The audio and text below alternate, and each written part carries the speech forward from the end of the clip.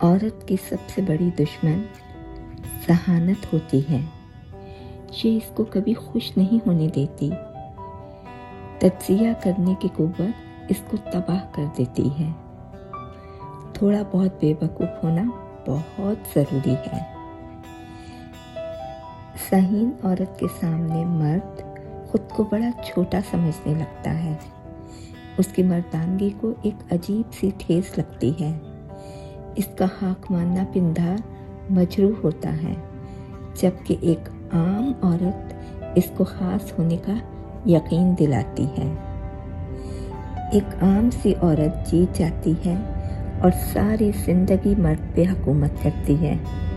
اس کی کمزوری ہی اس کی طاقت بن جاتی ہے۔ ذہین عورت کو یہ گر نہیں آتا اور وہ ہار جاتی ہے۔